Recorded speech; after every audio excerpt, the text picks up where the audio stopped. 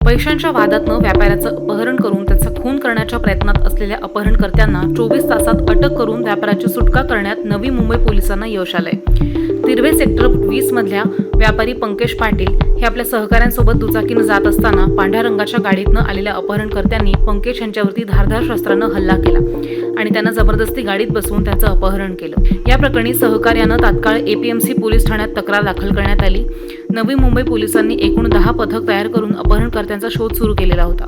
अपहरणकर्ते व्यापाऱ्याला वाशिममधनं घेऊन गेलेले होते आणि त्यानुसार सापळा रचत पोलिसांनी तीनही आरोपींना वाशिममधनं ताब्यात घेत त्याची सुटका केली।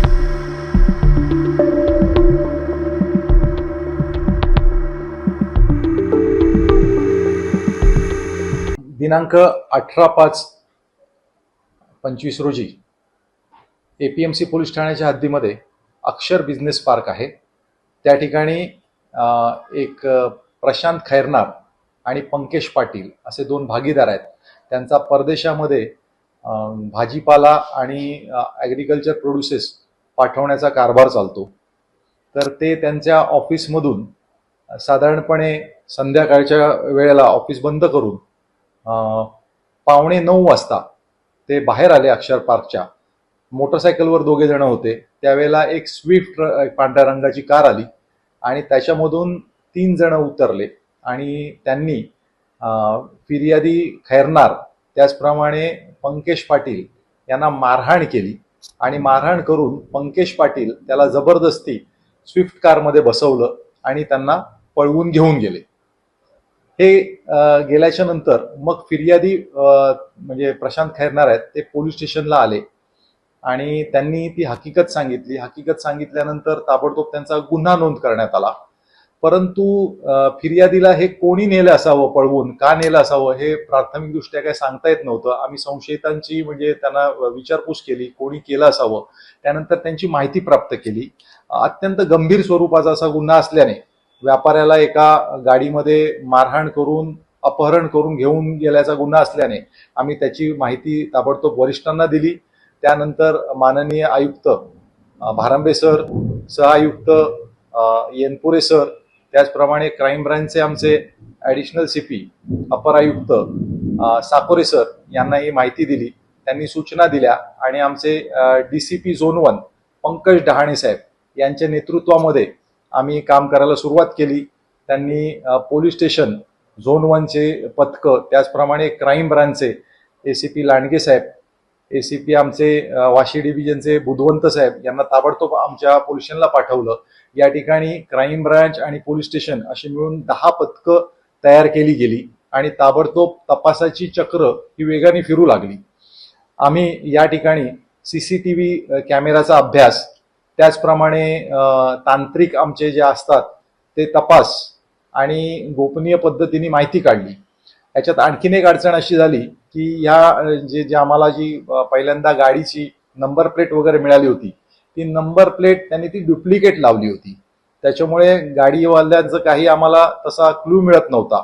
परंतु इतर सगळ्या तपास कौशल्याने आम्ही त्या आरोपितांना त्यांचा माग काढला आणि त्याचप्रमाणे म्हणजे ह्याच्यामधले जे आरोपी आहेत त्या आरोपी ऋषिकेश इंगोले, मंगेश अस्तरकर, गोपाळ गोरे यांनी त्यांना गाडीमध्ये बसवून फिर्यादीचे आमचे पार्टनर आहेत ते जो अपहरण केलेला जो माणूस आहे पंकज पाटील यांना ते या आपल्या तळेगावच्या मार्गाने त्याला वाशिममध्ये त्यांनी घेऊन गेले होते आणि जाताना त्यांनी नंबर प्लेट्स बदलणे, कुठलाही जास्तीत जास्त गुंगारा देणे असे प्रयत्न केले होते। परंतु आपण त्यांना ताबडतोब लवकरात लवकर शोधून काढलं, अपहरण केलेल्या माणसाची सुटका केली आणि त्याच्यानंतर त्या माणसांना म्हणजे आरोपी जे आहेत ते टोटल 4 आरोपी आम्ही निष्पन्न झाले। त्याच्यामध्ये एक सागर मनवर नावाचा जो आरोपी आहे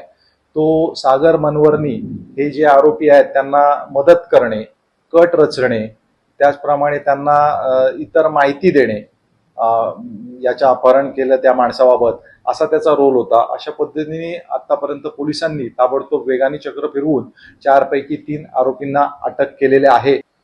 याच्यामधले जे अपहरण केलेले पंकज पाटील आहेत आणि त्यांचे पार्टनर प्रशांत खैरनार हे यांची एक्सपोर्ट करण्याचा, भाजीपाला एक्सपोर्ट करण्याचा, शेतमाल एक्सपोर्ट करण्याचा असा धंदा आहे.